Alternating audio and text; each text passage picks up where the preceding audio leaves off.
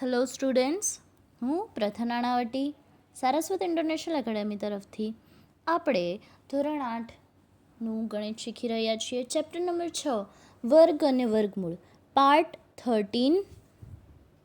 4 4 16, 5 5 25. 25 મોટા થઈ જાય માટે શું કરશું? 4 4 16. ચલો, 23માંથી 16 બાદ કરો, કેટલા બચે? 7. અહીંયા કેટલા આવે? ઉપરથી આખું જૂથ ઉતરે એટલે થઈ જાય સંખ્યા 704. હવે અહીંયા જે સંખ્યા છે એ જ સંખ્યાને શું કરવાની? ઉમેરવાની. તો અહીંયા આવશે 8. અહીંયા એક અંક આવશે જે અહીંયા પણ આવવો જોઈએ. હવે આ પૂર્ણ વર્ગ સંખ્યા હશે નહીં હોય આપણને નથી ખબર. શું કરીએ? એકમના અંકે શું આવ્યું છે? 4. તો પહેલાં ટ્રાય કરીએ કે એની જે શક્યતાઓ છે એનાથી આપણને આ સંખ્યા મળે કે નથી મળતી. જો નહીં મળે એનો મતલબ કે આપેલ સંખ્યા પૂર્ણ વર્ગ નથી, તો આપણે શું કરવું પડે? એનાથી નાની સંખ્યા શોધવી પડે. બરાબર છે? કોનાથી નાની સંખ્યા? આનાથી નાની સંખ્યા. તો શરૂ કરીએ. 4 છે તો 4, એકમનો અંક 4 છે તો 4 માટે કઈ શક્યતા છે? 2 અને 8. આ 2 શક્યતા છે. બરાબર છે? આપણને ખબર નથી કે પૂર્ણ વર્ગ છે કે નહીં, પણ જો તમે લોજિકલી મગજ દોડાવો તો આપણને ખબર છે શું છે? ચોરસ છે. શું છે? ચોરસ છે. માટે બધી બાજુઓ કેવી હોય? સમાન હોય. એટલે કે ક્ષેત્રફળ પણ 2 સમાન સંખ્યાનો જ ગુણાકાર હશે. કંઈક સમજ પડે છે? શું હશે? ક્ષેત્રફળ એટલે શું? લંબાઈ ગુણ્યા લંબાઈ, અને બંનેની લંબાઈ તો કેવી છે? સમાન જ. એટલે એક જ અંકનો 2 વાર ગુણાકાર હશે. એટલે આપણે જો લોજિકલી જોવા જોઈએ તો આપેલ સંખ્યા કેવી હશે? પૂર્ણ વર્ગ. એટલે કે આ જે છે 2304 એ પૂર્ણ વર્ગ હશે. પણ જો સવાલમાં ચોરસના બદલે લંબચોરસ આપ્યું હોત તો આપેલ સંખ્યા પૂર્ણ વર્ગ છે જ એવું કહી શકાય નહીં. બરાબર? આપણી જે 2 શક્યતાઓ છે એનાથી ચેક કરીએ. 82 ગુણ્યા 2, 2 દુ 4, 8 દુ 16. બરાબર નથી. હવે 8થી ભાગ ચલાવીએ. 8 8 64, વધી પડી 6. 8 8 64, 64 ને 6 70. આવી ગયો આન્સર. ચલો, માટે અહીંયા શું આવશે? 88 ગુણ્યા 8 બરાબર 704. 0 0 0. માટે શું લખી શકાય વિદ્યાર્થીઓ? વર્ગમૂળમાં 2304 બરાબર 48. માટે x બરાબર શું થાય? 48. આમ આપેલ ચોરસ પ્લોટની બાજુનું માપ શું થાય? 48. વિદ્યાર્થીઓ, તમને સવાલમાં ક્ષેત્રફળ 2304 મીટર સ્ક્વેરમાં આપ્યું છે, માટે જરૂરી છે કે 48 મીટર. આ એકમ લખવો ખૂબ જ જરૂરી છે. બરાબર છે? ચલો, જો સેન્ટીમીટર સ્ક્વેર આપ્યું હોત સવાલમાં તો આપણે અહીંયા સેન્ટીમીટર લખત, પણ આપણને શેમાં આપ્યું છે? મીટર સ્ક્વેરમાં. માટે આપણી બાજુનું જે એકમ છે એ શું આવશે? મીટર આવશે. ક્લિયર? હવે આગળ આવા જ ટાઈપનો દાખલો છે આપણો સ્વાધ્યાયનો પ્રશ્ન 6. ધ્યાન આપજો વિદ્યાર્થીઓ, સેમ ટાઈપનો દાખલો છે. શરૂ કરીએ. પ્રશ્ન 6. 441 મીટર સ્ક્વેર ક્ષેત્રફળવાળા ચોરસની બાજુનું માપ શોધો. ચલો શોધીએ. પહેલાં આપણે શું લખશું? ચોરસનું ક્ષેત્રફળ બરાબર 441 મીટર સ્ક્વેર. ફરી પાછું લંબાઈ બરાબર લંબાઈ શું ધાર્યું? x. ચોરસનું ક્ષેત્રફળ બરાબર લંબાઈ ગુણ્યા લંબાઈ. પાછું કહું છું, આપણને ચોરસ એટલે શું ખબર છે? ચારે બાજુ કેવી હોય? સમાન હોય. માટે જે ક્ષેત્રફળ છે એ 2 સમાન સંખ્યાઓનો જ ગુણાકાર થાય. માટે ચોરસનું જ્યારે આપ્યું હોય ક્ષેત્રફળ, તે આપણે કહી શકાય કે એ જે ક્ષેત્રફળ છે કેવું છે? પૂર્ણ વર્ગ છે. ખબર પડે છે? ચલો આગળ શું કરશું? ક્ષેત્રફળ 441 આપ્યું છે, માટે 441 બરાબર x ગુણ્યા x. ક્લિયર? હવે માટે 441 બરાબર x નો વર્ગ, માટે x વર્ગ બરાબર 441 માટે બંને બાજુ વર્ગમૂળ લઈએ તો એક્સ વર્ગ બરાબર વર્ગમૂળમાં 441. વર્ગ અને વર્ગમૂળ કેન્સલ, માટે એક્સ બરાબર વર્ગમૂળમાં 441. ક્લિયર? શું શોધવું પડે હવે આપણે? 441નું વર્ગમૂળ કઈ રીતે? ભાગાકારની રીતે. તો શોધીએ. ચલો હવે શું શોધશું? વર્ગમૂળમાં 441. એકમ તરફથી બેનું જૂથ કરીએ. અહીંયા 2 દુ 4, 4માંથી 4 જાય 0, ઉપરથી આવ્યો 41. ક્લિયર? 2 વત્તા 2 શું થઈ જશે વિદ્યાર્થીઓ? 4. અહીંયા જે અંક આવે એ જ અંક અહીંયા આવે. હવે અહીંયા એકમના અંકે શું છે? શું છે? 1. સિમ્પલ એકદમ. 41 એકુ 41. 41 સોરી અહીંયા બરાબર. 41 એકુ 41 એટલે અહીંયા લખશું 41 ઓછા 0 0. માટે શું આવ્યું કહેવાય? વર્ગમૂળમાં 441 બરાબર 21. કઈ સંખ્યા લીધી ખબર છે ને હવે? તો આ સંખ્યા 21. માટે એક્સ બરાબર 21. માટે શું લખી શકાય? આમ આપેલા ચોરસની બાજુનું માપ 21. પાછું સવાલ પર જાઓ, ના સમજ પડે તો અહીંયા જુઓ શું આપ્યું છે? 441 મીટર સ્ક્વેર. માટે આપણે જ્યારે જવાબ લખશું ત્યારે એકમ લખવો ખૂબ જ જરૂરી છે, મીટર. ક્લિયર? ખબર પડે છે? અહીંયા આપણો સ્વાધ્યાય 4.6નો પ્રશ્ન 6 પૂરો.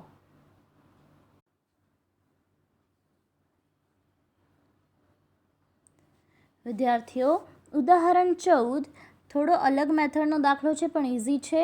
એક ચોરસ પ્લોટનું ક્ષેત્રફળ 2304 મીટર સ્ક્વેર છે. આ ચોરસ પ્લોટની બાજુનું માપ શોધો. ચલો શું છે? ક્ષેત્રફળ આપી દીધું છે, આપણે એની બાજુનું માપ શોધવાનું છે. ક્લિયર? તો શું કરશું? સૌ પ્રથમ હું તમને સમજાવું. ચોરસ એટલે શું? આપણા મગજમાં આવી જવું જોઈએ કે બધી બાજુઓ સમાન. બરાબર છે? સોલ્યુશનમાં સૌપ્રથમ જે ડિટેલ આપી છે લખીએ. તો ચોરસ પ્લોટનું ક્ષેત્રફળ બરાબર 2304 મીટર સ્ક્વેર. લંબાઈને શું ધારીએ આપણે? એક્સ ધારી લીધું. શું ધારી લીધું? એક્સ ધારી લીધું. હવે સૂત્ર મૂકીએ. કોનું સૂત્ર મૂકીએ? તો આપણને જે આપ્યું છે, શું આપી દીધું છે? ક્ષેત્રફળ. તો ચોરસ પ્લોટનું ક્ષેત્રફળ બરાબર લંબાઈ ગુણ્યા લંબાઈ. તો ચોરસ પ્લોટનું ક્ષેત્રફળ શું છે? 2304 બરાબર લંબાઈ શું ધારી છે? લંબાઈ એક્સ ધારી છે. લંબાઈ ગુણ્યા લંબાઈ એટલે એક્સ ગુણ્યા એક્સ. માટે શું લખાય? 2304 બરાબર એક્સ વર્ગ. અને આપણે આમ પણ લખી શકીએ. માટે એક્સ વર્ગ બરાબર 2304. બંને બાજુ વર્ગમૂળ લઈએ તો શું થશે? વર્ગમૂળમાં એક્સ સ્ક્વેર બરાબર વર્ગમૂળમાં 2304. ચલો આગળ. માટે અહીંયા એક્સ વર્ગ અને એનું વર્ગમૂળ કટ થઈ જશે. માટે ફક્ત એક્સ બચશે. એક્સ બરાબર વર્ગમૂળમાં 2304. હવે આ 2304નું વર્ગમૂળ આપણે કઈ રીતે શોધશું? ભાગાકારની રીતે. એ આપણે રફ વર્કમાં નથી શોધવાનું, આપણી રીતમાં જ શોધવાનું છે. તો શરૂ કરીએ. ચલો ધ્યાન આપજો વિદ્યાર્થીઓ. વર્ગમૂળમાં 2304 શું કરવાનું છે? આપણને યાદ છે ભાગાકારની રીતે. એકમ તરફથી બેનું જૂથ. ઉદાહરણ 15. ફરી પાછી થોડી રીત બદલાય છે, ધ્યાન આપજો. પ્રશ્ન પૂછવાના સ્ટેપ ચેન્જ થાય છે, ધ્યાન આપજો.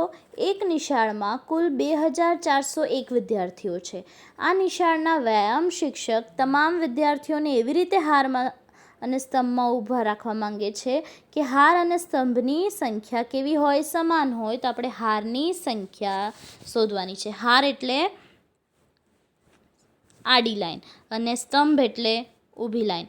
એટલે કે હાર અને સ્તંભ બંનેમાં વિદ્યાર્થીઓની સંખ્યા કેવી હોવી જોઈએ? સમાન. એટલે કે ધારો કે હારમાં 1 2 3 અને 4 વિદ્યાર્થીઓ હોય તો સ્તંભમાં પણ આ 1 2 3 અને 4 ચાર જ વિદ્યાર્થીઓ હોય. સમજ પડે છે? તો હું જો ફરી પાછું આમાં 1 2 3 4, આમાં પણ 1 2 3 4, આડામાં પાછું આમાં 1 2 3 4, આ પણ પાછું 1 2 3 4 અને જુઓ બરાબર. તો 1 2 3 4 હારની સંખ્યા કેટલી થઈ? 4. 1 2 3 4 સ્તંભની સંખ્યા કેટલી થઈ? 4. એટલે જો હાર અને સ્તંભની સંખ્યા સમાન હોય તો દરેક હાર અને સ્તંભમાં ઊભા રહેલા વિદ્યાર્થીઓની સંખ્યા પણ એટલી જ થાય. કંઈક સમજ પડે છે તમને? મેં તમને એક્ઝામ્પલ આપીને સમજાવ્યું, આટલી ખબર પડે છે? ચલો ધ્યાન આપજો. હવે આપણે સ્ટેપ બાય સ્ટેપ કરશું. સ્ટેટમેન્ટ લખવા બહુ જ જરૂરી છે આમાં. જો તમે સ્ટેટમેન્ટ બરાબર નહીં લખ્યા તો સમજ નહીં પડશે. કુલ વિદ્યાર્થીઓની સંખ્યા કેટલી છે? 2401 છે. બરાબર છે. હવે આપણે જોયું કે હાર અને સ્તંભની સંખ્યા સમાન છે અને હાર અને સ્તંભમાં ઊભા રહેલા વિદ્યાર્થીઓની સંખ્યા પણ સમાન છે. વિદ્યાર્થીઓની સંખ્યા એટલે 4 સ્તંભમાં હોય ને 4 હારમાં હોય તો કુલ કેટલા વિદ્યાર્થીઓ થાય આમાં? તો 4 × 4 બરાબર 16 વિદ્યાર્થીઓ થાય. થાય કે ના થાય? એવી જ રીતે આપણને જેટલા વિદ્યાર્થીઓની સંખ્યા, આ જે શરત જોઈએ એ મુજબ જો આપણને જે વિદ્યાર્થીઓની સંખ્યા આપી છે એ પણ કોઈ એક સંખ્યાનો જ એની સાથેનો ગુણાકાર હોય, એટલે કે વર્ગ સ્વરૂપે 2401 હોય કોઈનો. બરાબર સમજ પડે છે? ચલો હવે આગળના સ્ટેટમેન્ટ જોઈએ. અહીં હાર અને સ્તંભની સંખ્યા સમાન છે. વિદ્યાર્થીને ઊભા રાખેલા હાર અને સ્તંભની સંખ્યા કેટલી છે? x છે. હારની સંખ્યા પણ x છે, સ્તંભની સંખ્યા પણ x છે અને એમાં ઊભા રહેલા દરેક હારને દરેક સ્તંભમાં ઊભા રહેલા વિદ્યાર્થીઓની સંખ્યા પણ x છે. કન્ફ્યુઝ થતા નહીં. બરાબર છે. ચલો હવે આગળ. માટે વિદ્યાર્થીની સંખ્યા બરાબર x × x બરાબર છે. વિદ્યાર્થીઓની સંખ્યા કેટલી છે? 2401. મેં તમને હમણાં જ સમજાવ્યું કે 4 વિદ્યાર્થીઓ દરેક હારમાં ઊભા હોય અને 4 વિદ્યાર્થીઓ દરેક સ્તંભમાં ઊભા હોય તો કુલ કેટલા વિદ્યાર્થીઓ હોય? 4 × 4 બરાબર 16. કુલ કેટલા વિદ્યાર્થીઓ હોય? 16. એવી જ રીતે મેં અહીંયા કર્યું છે વિદ્યાર્થીઓની સંખ્યા બરાબર હારની સંખ્યા ગુણ્યા સ્તંભની સંખ્યા. બરાબર. અથવા તો એવું કહી શકીએ કે સ્તંભમાં ઊભા રહેલા વિદ્યાર્થીની સંખ્યા ગુણ્યા હારમાં ઊભા રહેલા વિદ્યાર્થીની સંખ્યા, જે અત્યાર માટે સમાન જ છે. બરાબર, કેમ કે પ્રશ્નમાં જ આપ્યું છે કે બંને કેવી છે? સમાન છે. ચલો x × x થાય x², માટે x² બરાબર 2401 માટે વર્ગમૂળમાં x² બરાબર 2401 માટે x બરાબર x કેવી રીતે થઈ જાય? વર્ગ અને વર્ગમૂળ કેન્સલ. x બરાબર 2401. હવે 2401નું આપણે વર્ગમૂળ શોધશું. કઈ રીતે શોધશું વિદ્યાર્થીઓ? ભાગાકારની રીતે શોધશું. ક્લિયર થાય છે? ચલો ધ્યાન આપજો. 2401 કઈ સાઈડથી સ્ટાર્ટ કરીએ? જમણી બાજુથી 1 અને 2. બરાબર છે. હવે આપણને ખબર છે 5 5 25, અહીંયા 4 4 16. ક્લિયર? 24માંથી 16 બાદ થાય તો કેટલા બચે? 8. ઉપરથી આવ્યો 0 1 એટલે આખી સંખ્યા બની ગઈ આપણી 108. હવે 4 + 4 બરાબર 8. અહીંયા જે સંખ્યા આવે એ જ સંખ્યા અહીંયા આવે. અહીંયા કઈ સંખ્યા છે? 1. હવે આપણને ખબર છે કે આપેલ સંખ્યા પૂર્ણ વર્ગ છે, કારણ કે એક જ સંખ્યાનો એ સંખ્યા સાથેનો ગુણાકાર છે. માટે આની શક્યતાઓ કેટલી આવે? તો એક તો 1 આવે અને બીજી 9. બરાબર છે. તો 8 × 1 સોરી 81 × 1 તો 81 જ આવે. બરાબર છે. પણ જો હવે હું શું ટ્રાય કરું તો 89 × 9. 9 9 81, એક અહીંયા વધી પડી 8, 9 8 72, 72 ને 8 80, 108 આવી ગયું. માટે આપણી કઈ શક્યતા સાચી પડી? 9. એટલે અહીંયા થશે 89 ગુણ્યા 9 બરાબર 108. 0 0 0. માટે શું લખી શકાય? વર્ગમૂળમાં 2401 બરાબર 49 49. માટે x બરાબર શું આવશે? 49. આમ હારની સંખ્યા કેટલી છે? 49. હવે આમાં મીટર ને સેન્ટીમીટર લખવા ના બેસતા. આપણને જે આપ્યું છે શું છે? x આપણે શું ધાર્યું છે? હાર અને સ્તંભની સંખ્યા. બરાબર છે? તો આપણને પ્રશ્નમાં પૂછ્યું છે કે હારની સંખ્યા કેટલી હશે? તો કેટલી હશે? 49. તો મને કહેશો, જો હારની સંખ્યા 49 હોય તો સ્તંભની સંખ્યા કેટલી હોય? કેટલી હોય વિચારો? કેટલી હોય? 49 જ હોય, કારણ કે ઉપર જ આપણે જોયું છે કે હાર અને સ્તંભની સંખ્યા કેવી છે? સમાન. ક્લિયર? અહીંયા આપણો દાખલો પૂરો. વિદ્યાર્થીઓ, 6.4નો પ્રશ્ન 7 શરૂ કરીએ. કાટકોણ ત્રિકોણ એબીસીમાં ખૂણો બી બરાબર 90° છે. પહેલું, એમાં બે પ્રશ્નો છે. એમાં પહેલું, એબી બરાબર 6 સેન્ટીમીટર, બીસી બરાબર 8 સેન્ટીમીટર, તો એસી બરાબર શોધો. અને બીજું, એસી બરાબર 13 સેન્ટીમીટર, બીસી બરાબર 5 સેન્ટીમીટર, તો એબી શોધો. વિદ્યાર્થીઓ, સૌ પ્રથમ આપણે શું કરશું? કાટકોણ ત્રિકોણ માટેનો જે પાયથાગોરસનો નિયમ છે એ સમજશું. ધ્યાન આપજો. આ એક શું છે? કાટકોણ ત્રિકોણ આપેલું છે. ધ્યાન આપજો. અહીં આ જે ખૂણો છે કેવો છે? કાટખૂણો છે. હવે ધ્યાન આપજો, કાટખૂણાની સામેની જે બાજુ છે એને શું કહેવાય? કર્ણ કહેવાય. શું કહેવાય? કર્ણ. અને આ બાજુ, આ બે બાજુઓને શું કહેવાય? કાટખૂણો બનાવતી બે બાજુઓ. ક્લિયર? પાયથાગોરસનો નિયમ શું છે કે કાટકોણ ત્રિકોણમાં કર્ણનો વર્ગ એ કાટખૂણો બનાવતી બે બાજુઓના વર્ગોનો સરવાળા બરાબર હોય છે. સ્ટેટમેન્ટમાં જે નિયમ છે સમજો, પછી હું તમને સ્ટેપમાં બતાવું છું. બરાબર છે? પરંતુ સ્ટેટમેન્ટમાં જે છે એ સમજવું જરૂરી છે. ફરી પાછું, કાટકોણ ત્રિકોણમાં કર્ણનો વર્ગ એ કાટખૂણો બનાવતી બે બાજુઓના વર્ગોનો સરવાળા બરાબર હોય છે. ક્લિયર? સમજ પડે છે? કર્ણ એટલે શું? કાટકોણ છે જે ખૂણાનું માપ 90° હોય એની સામેની બાજુને શું કહેવાય? કર્ણ. અને જે બે બાજુઓ કાટખૂણો બનાવે છે એ શું કહેવાય? કાટખૂણો બનાવતી બાજુઓ. બરાબર છે?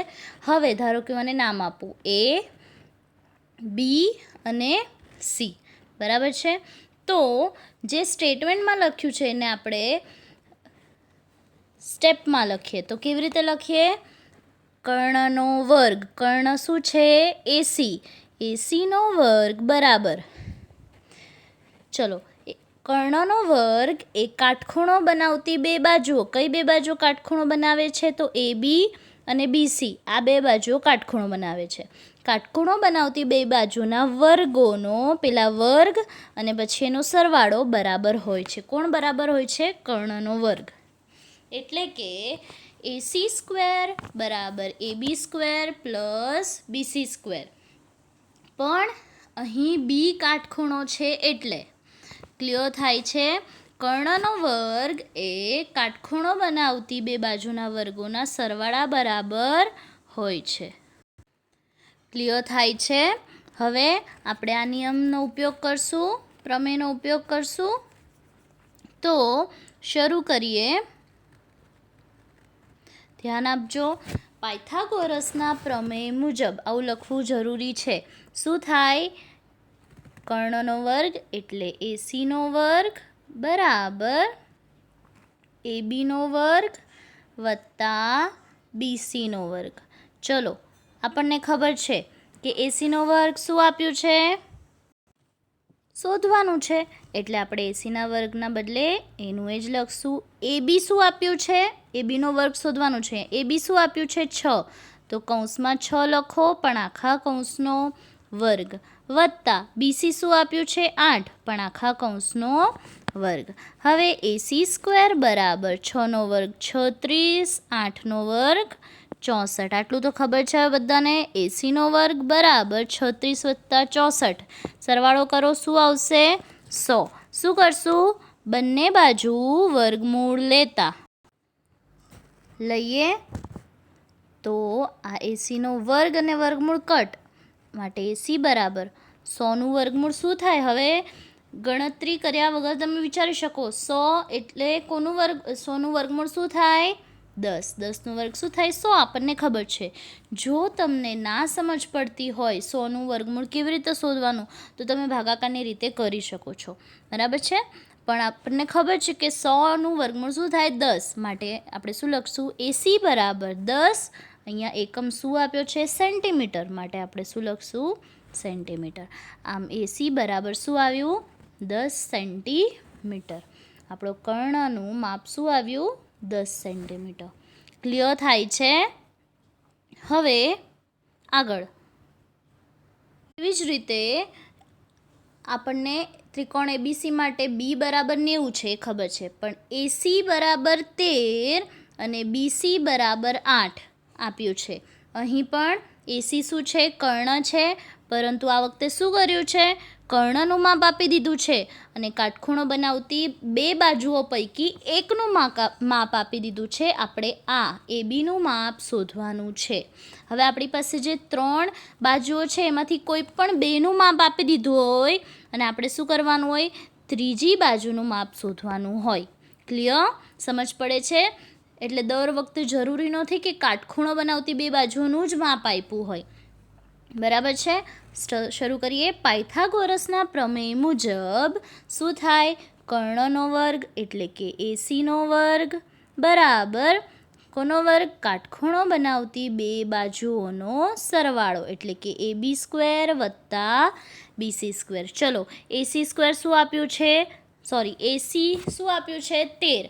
હવે એસીનો વર્ગ છે એટલે અહીંયા શું લખશું 13નો વર્ગ બરાબર. ધ્યાન આપજો અહીંયા તમે ભૂલ કરશો. આપણને એસીની કિંમત આપી દીધી છે. પહેલાં દાખલામાં કર્ણની કિંમત નહોતી આપી તો આપણે એમને એમ જ રાખ્યું, પરંતુ આ વખતે આપણને એસીની કિંમત આપી દીધી છે માટે આપણે લખશું બરાબર. હવે એબીની કિંમત નથી આપી તો શું કરશું એબી સ્ક્વેર એમના એમ. એબીનું માપ નથી આપ્યું. બીસીનું માપ શું આપ્યું છે 5 માટે 5નો વર્ગ. ચલો શું કરશું 13નો વર્ગ 169 બરાબર છે બરાબર એબીનો વર્ગ વત્તા 5નો વર્ગ 25. ક્લિયર થાય છે. આપણને 13નો વર્ગ યાદ હોવો જરૂરી છે બરાબર. મેં તમને કીધું તું કે 1 થી 15 1 થી 20 સુધીના વર્ગ યાદ રાખો. ક્લિયર.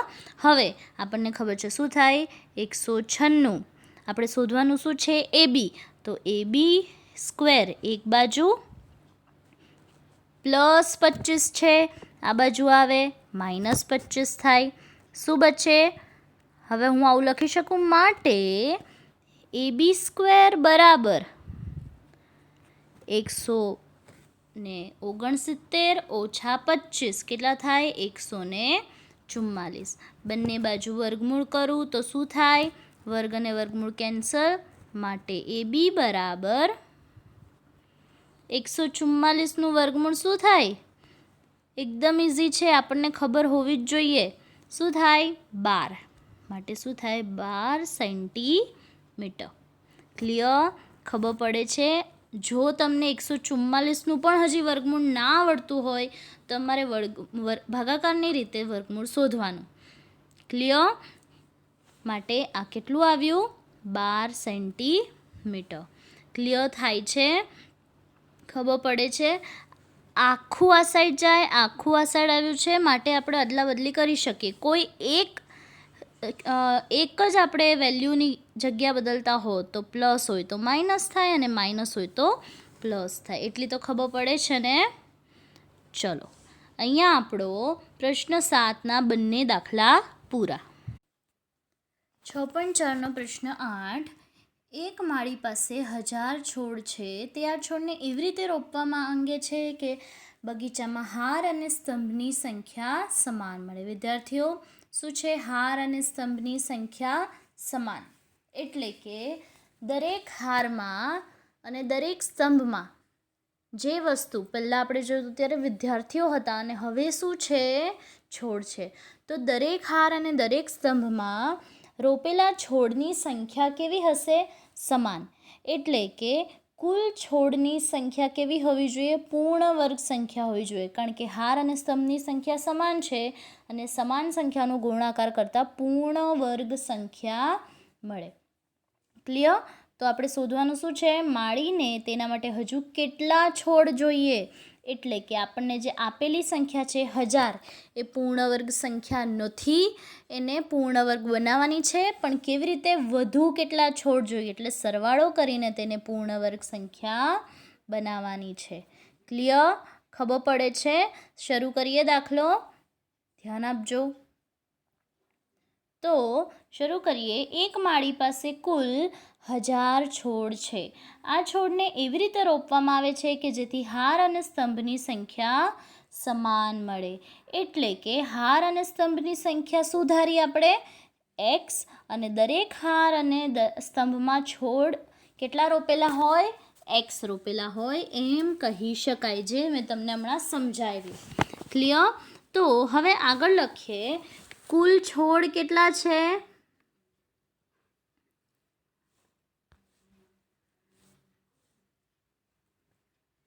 કુલ છોડ કેટલા છે?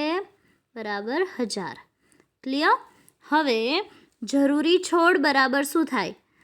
જરૂરી છોડ. કેટલા છોડની જરૂર છે? તો સ્તંભ ગુણ્યા હાર. બરાબર છે? સ્તંભ ગુણ્યા હાર માટે આપણે શું લખી શકાય? x ગુણ્યા x બરાબર 1000. માટે x નો વર્ગ બરાબર 1000.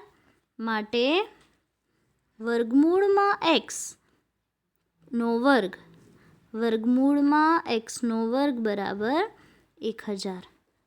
ક્લિયર? હવે શું કરશું? ધ્યાન આપજો.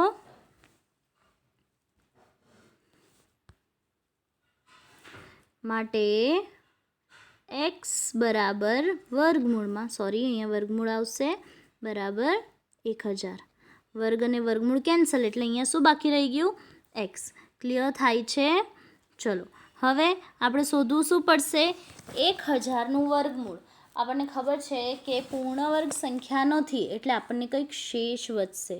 ચલો અહીંયા 1000 બે ના જૂથમાં કરીએ તો 3 3 9, અહીંયા ઓછા 1, ઉપરથી ફરી પાછું 0 ઉતરે એટલે 100 થઈ જાય. 3 + 3 6. અહીંયા જે સંખ્યા આવે એ જ અહીંયા સંખ્યા આવે. હવે આપણને ખબર છે કે 1000 એ પૂર્ણ વર્ગ સંખ્યા નથી, માટે આપણે એકમના અંક પરથી કાંઈ પણ નક્કી કરી શકશું નહીં. બરાબર છે? તો હવે હું ટ્રાય કરું. 6 પહેલાં 5થી જ કરું એટલે 65 ગુણ્યા 5. પણ આપણને ખબર છે 6 × 5 = 30 એટલે અહીંયા 30 આવે એટલે 300 સમથિંગ સંખ્યા આવે એટલે એ તો પોસિબલ જ નથી. ક્લિયર? તો શું કરશું? 2થી કરીએ. 62 દુ, 2 દુ 4, 6 દુ 12. ચલો આ તો મોટું થઈ જાય છે એટલે કમ્પલસરી 1થી કરવું પડે. 1 મૂકીએ એટલે શું આવે? 61 એકુ 61. 100માંથી 61 જાય તો કેટલા બચે? 10માંથી 1 જાય 9, 9માંથી 6 જાય 3 અને અહીંયા 0. ક્લિયર? એટલે કેટલી શેષ વધી? 29. જો આપણે બાદબાકી કરીને ખબર પાડવી હોય કે કેટલા છોડ વધારાના છે તો આપણે બાદબાકી કરીએ 1000માંથી ને જેટલી સંખ્યા આવે એટલા છોડ વધારાના છે. પણ આપણે શું કરવાનું છે?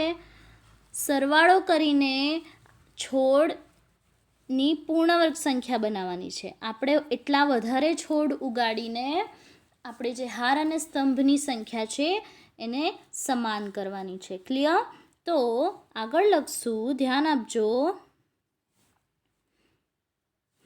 આમ 1000 એ પૂર્ણ વર્ગ સંખ્યા નથી. અહીંયા શું આવશે?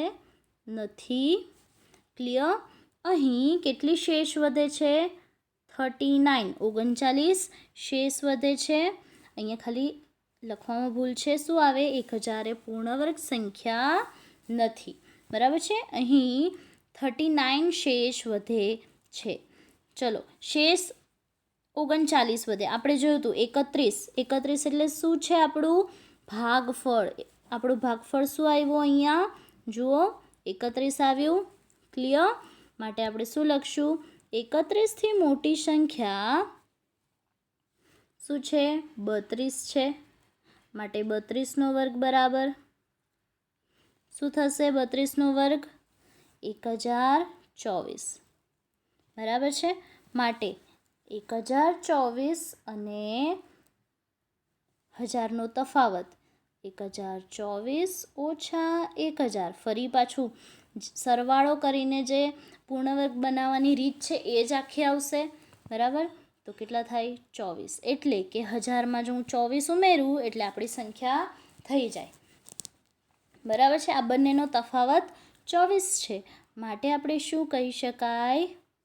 કે આમ હારમાં અને સ્તંભમાં સરખી સંખ્યામાં છોડ રોપવા માટે બીજા 24 છોડ ઉગાવવાની જરૂર પડે. કેમ?